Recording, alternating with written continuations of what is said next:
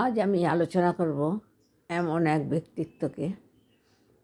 তিনি ভারতীয় ইতিহাসের এক কেবল বিপ্লবী ছিলেন না, বরং একজন বিরল আধ্যাত্মিক উজ্জ্বল মহাপুরুষ। তিনি হচ্ছেন নেতাজি সুভাষচন্দ্র বোস। নেতাজির রাজনৈতিক জীবন ও সামরিক সংগ্রাম আমরা প্রায়ই আলোচনা করে থাকি, কথা বলি, কিন্তু তার আধ্যাত্মিক যাত্রা, তার ভিতরের মানুষটি, যিনি সত্য, ত্যাগ ও নির্ভরতা, ধৈর্যের মধ্যে দিয়ে নিজেকে গড়ে তুলেছিলেন, সে কথাকেও আলোচনাটা কম হয়। আজকে সেটাই বলবো। আজ খুব কম আলোচনা হয়, তবে অথচ নেতাজির শক্তি আসল উৎস ছিল তার অভ্যন্তরীণ সাধনা।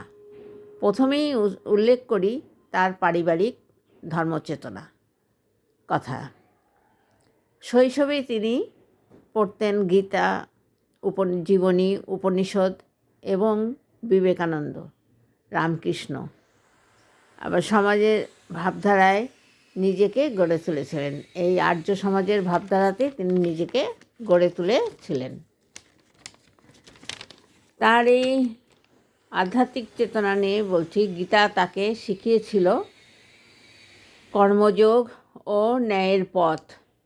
নেতাজি আজীবন বিশ্বাস করতেন ধর্ম মানে ন্যায়। আর একটি গুরুত্বপূর্ণ অধ্যায় স্বামী বিবেকানন্দ, এবং আরেকটা গুরুত্বপূর্ণ অধ্যায় হচ্ছে স্বামী বিবেকানন্দের প্রভাব। বিবেকানন্দ বলেছিলেন, strength is life, weakness is death. এই কথাটা তার মনে খুব ভালো গুরুত্ব দিয়েছিল বেশি।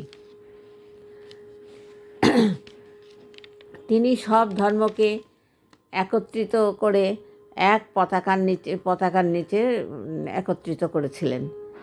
তার স্বপ্ন শুধু স্বাধীনতা নয়, নেতাজির স্বপ্ন ছিল এক নূতন ভারত, যেখানে ন্যায়, বীরত্ব, চরিত্র ও মানবিকতা থাকবে।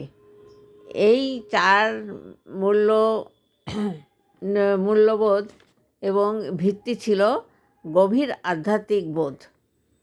এই শক্তিই হলো আত্মশক্তির জীবনে, মানুষের এই আত্মশক্তিটাই হচ্ছে আধ্যাত্মিক শক্তি।